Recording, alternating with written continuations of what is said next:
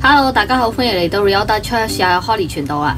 好啦，今日咧又講翻大家最中意嘅話題啦。咁咧上一條片當我輸係我表達得唔好，所以咧今日再拍多一條片。咁咧我係假設咗咧婚姻之實咧係性關係同埋貞潔運動嘅失敗咧係常識嚟嘅，但係咧呢個假設其實係唔啱嘅，所以有好多人接受唔到。咁咧所以我今日咧就會再重新咧論述一次啦。咁首先咧就已經有 N 個觀眾跳出嚟幫我澄清啦，就係其實我係冇鼓勵咧婚前性行為嘅。咁但係唔鼓勵同埋你定佢係罪咧係兩樣嘢嚟噶嘛。咁咧如果你想留言反對我視婚姻之實咧係性關係呢一個起點嘅話咧，請你咧攞一個完整嘅論述出嚟咧先好反對，就唔好逐條嚟質問我啦。你攞好多聖經中嘅夫婦咧，佢哋先有婚儀，然後先至同房咧。咁樣根本就唔喺度證明緊婚儀前性行為咧係淫亂嘅罪啊！即係嗰陣時又係冇自由戀愛結婚冇拍拖呢樣嘢噶嘛，咁佢哋婚儀嘅時候先第一次見面，咁啊自然係婚儀之後先至會同房噶啦。咁但係咁樣根本就證明唔到咧婚姻嘅起點係在於婚儀，而婚儀前嘅性行為咧就已經係淫亂嘅罪啊！嗱，我而家教你，其實咧建立神學呢一家嘢咧，冇可能完全冇毛病嘅，一定有嘢錯啊！其實我自己都知道有啲嘢係錯，不過冇人捉到咁解。咁所謂好嘅神學咧，只係毛病比衰嘅神學少咁解嘅啫。咁如果你想講婚姻嘅本質係建立起點喺婚儀，係人喺神面前嘅立約，係愛嘅聯合，而性咧只係愛嘅一種表達方式嘅話咧，請你先解答咗以下嘅問題先。第一，如果婚儀係重要嘅話，點解摩西律法連一條相關嘅禮儀記載都冇呢？大家各有各搞嘅喎。第二，如果必須有公開嘅程序先接受神同埋群眾嘅祝福，先係同房嘅話，點解聖經好少記載，而且從來都唔記錄細節，而且有好多特例呢？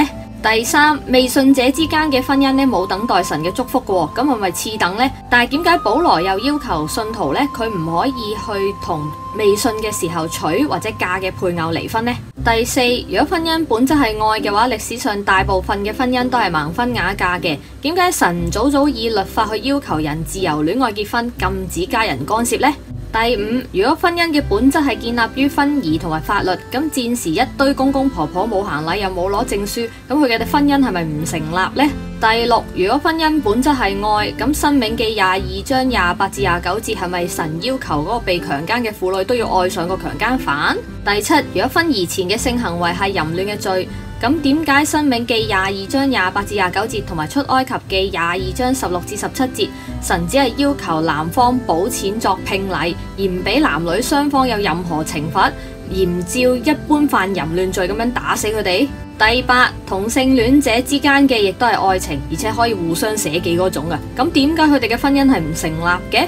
第九，如果婚姻本質係愛，而性只係愛嘅一種表達方式，咁點解啊同呢一個男女朋友 kiss 係可以，分咗手之後再識另外一位男女朋友再 kiss 都唔算有罪，但係性係唔得嘅？點解性只係俾夫婦嘅禮物？原理喺邊度呢？第十，如果聽日武漢肺炎變種，人類文明滅亡啊，咁你點樣辦婚儀同埋簽婚書呢？係咪咁樣婚姻就消失喺呢個世界上面呢？坦白講，你笠到呢10條問題嘅答案出嚟呢，我仲可以繼續。咁多問題嘅神學點樣用啊？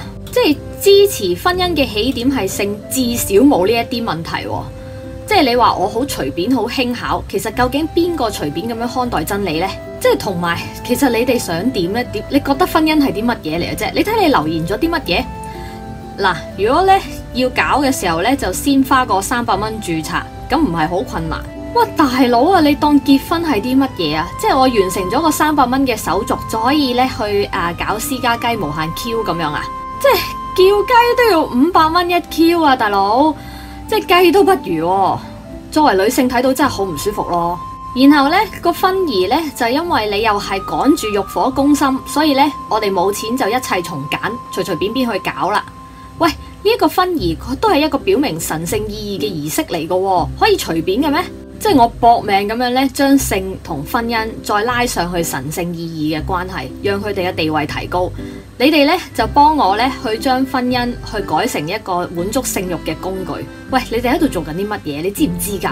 即係如果婚姻嘅本質唔係性嘅聯合呢，性只係一種愛嘅表達嘅話呢，你根本成個貞潔神學都會崩潰啊！因為你根本冇任何嘅神學理由去要求一個人喺性關係上面從一而終噶，你無能狂怒都冇用噶。如果性唔係有特殊地位，係只係愛嘅一種表達嘅話呢，你可以輕鬆咁樣將所有關於淫亂嘅經文呢推去處境性噶。即係你俾人講一句啊，嗰時候呢冇避孕措施嘅，咁所以呢，如果發生咗關係呢，就可能呢會生育啦，咁啊避免養便宜仔，所以先至需要貞潔嘅啫。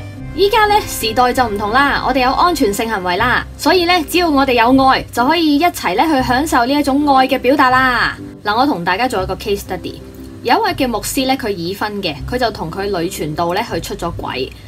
咁咧，佢就咁樣辯解，佢就話咧，自從我侍奉之後咧，靈命好咗，咁咧，但係師母咧就冇成長，所以咧，我哋已經好耐咧冇喺屬靈上面咧有交流噶啦。咁我哋咧唔能夠喺屬靈上面交流，就自然就冇晒愛啦。咁係佢先唔成長，唔肯喺屬靈路上面咧去扶持我，破棄咗咧當年咧喺神面前立嘅約。你知啦，信與不信不能同負一軛啊嘛。嗱，傳道就唔同啦。我同佢咧喺屬靈路上面咧係同心嘅，我哋喺靈裏邊咧互相理解，係真心相愛嘅。如果唔係世俗嘅法律阻礙同埋師母佢唔肯放手咧，我哋一早就已經係真正嘅夫婦啦。所以咧，我就唔覺得我哋嘅行為係咩婚外情或者係淫亂。如果你認為婚姻嘅本質係愛，而嗰個起點咧係喺神面前嘅立約，咁你點回應呢一位牧師呢？就係回應唔到啊！你一定要成全呢一對狗男女噶。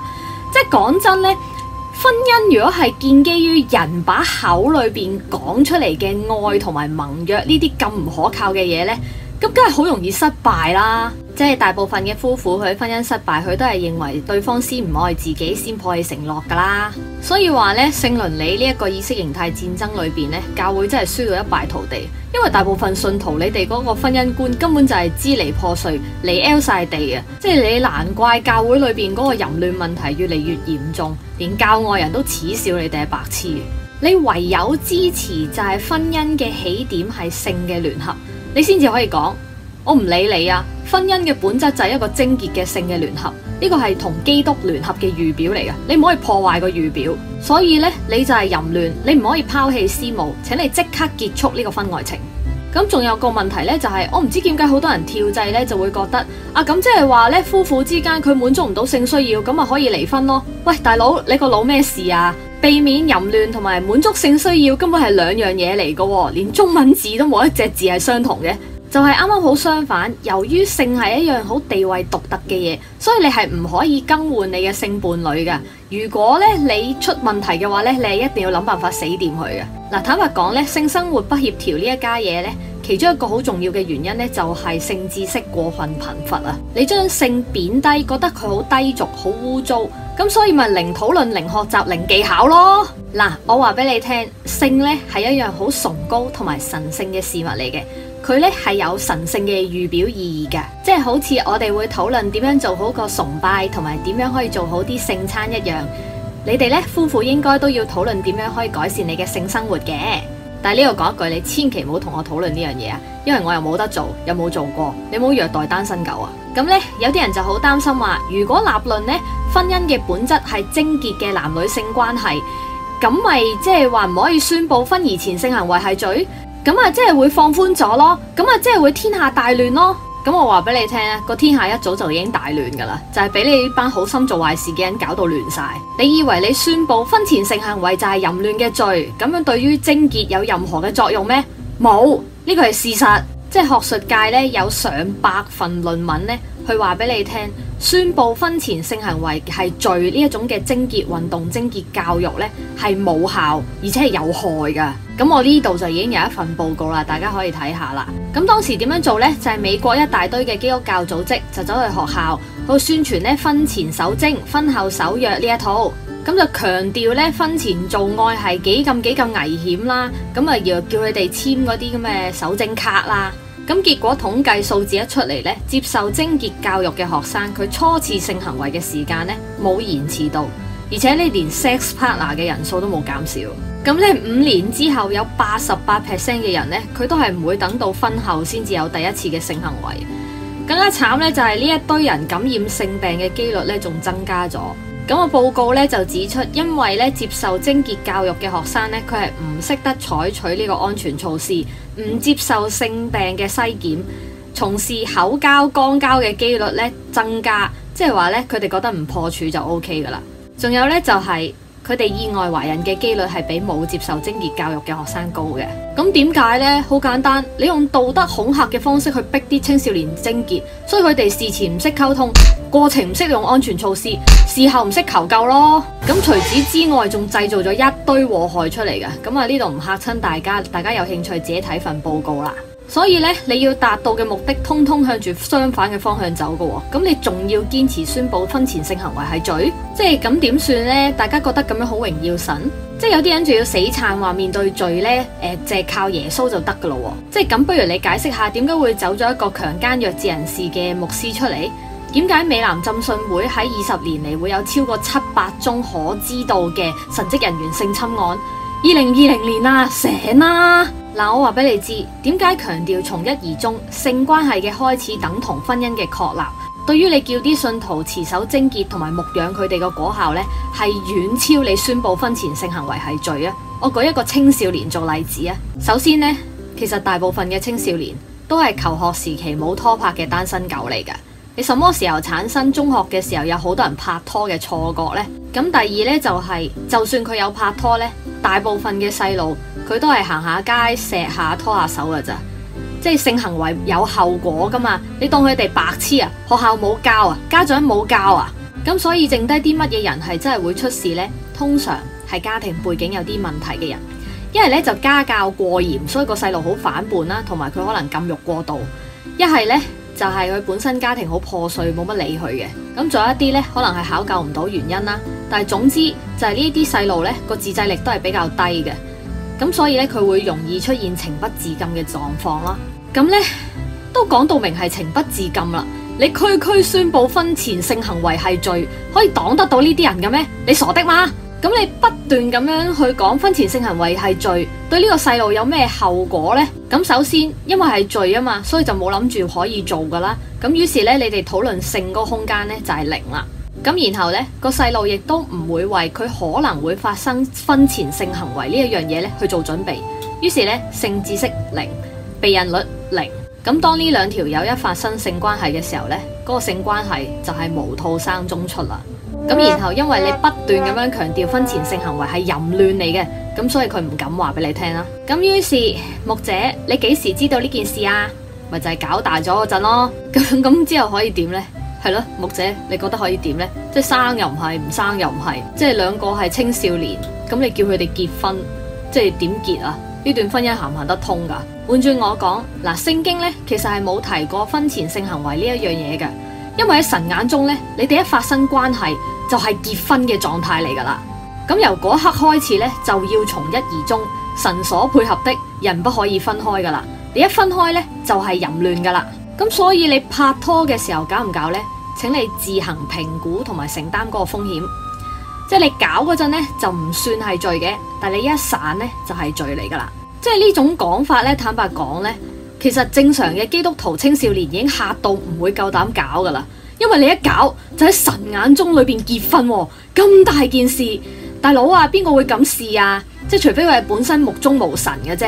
咁少數嗰啲自制力比較低嘅細路呢，咁佢聽完我咁樣講，可能佢都真係會想試下嘅。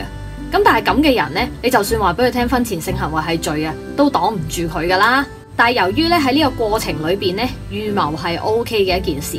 咁所以咧，當佢發生咗想試呢種心情嘅時候咧，佢就會為可能會發生婚前性行為去做準備，即係會同佢嘅伴侶去溝通下啦。咁就至少唔係性知識0、避孕率0嗰個狀態啦。咁由於搞未算係罪咧，所以咧牧者同埋個細路之間咧係有比較大嘅空間去傾性呢一樣嘢嘅。咁如果關係好嘅話咧，就可能佢事前仲會同你商量添。咁你係多一次機會去同佢講，你諗清楚啊！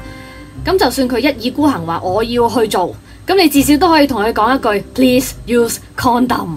好啦，佢哋真係發生咗關係啦，咁至少呢都係有 condom 噶嘛，咁就唔會咁容易搞出人命啦。咁咁同埋咧，你哋關係唔錯嘅話咧，由於唔係犯罪，所以佢係大啲機會會同你報告呢件事嘅。你可以介入佢哋嘅關係，努力等佢哋唔好散嘅機會咧，亦都係比較大啲嘅。咁由於佢哋都知道咧散係罪咧，咁佢哋願意去磨合個關係嘅機會就大啲啦。即係雖然機會係渺茫啲，但係都總算係有希望啊！即係你點知佢哋會唔會可以磨10年長跑，跟住進入婚姻制度呢？可能得呢。好啦，最差嘅情況，佢哋兩條友都係散咗啦，咁佢哋就真係犯咗淫亂嘅罪嘅。咁但係至少佢有用套啊，咁所以搞出人命嘅機率係低好多噶嘛。即係而且呢，又唔係褻瀆聖靈不得赦免。咁都唔使世界末日嘅。咁而作為牧者呢，我已經盡咗我最大嘅努力啦。咁始終係佢哋犯罪，唔係我犯罪啊嘛。咁同埋我至少冇製造社會問題出嚟啊。咁叫對得住人又對得住神啦，係咪？咁我最後呢，攞一個結論呢，以免有啲人唔明我講乜嘢啦。嗱，性呢係神聖同埋莊嚴嘅，關係呢要好好咁樣去持守，婚姻呢要好好咁樣去經營，婚禮呢都應該辦得體體面面。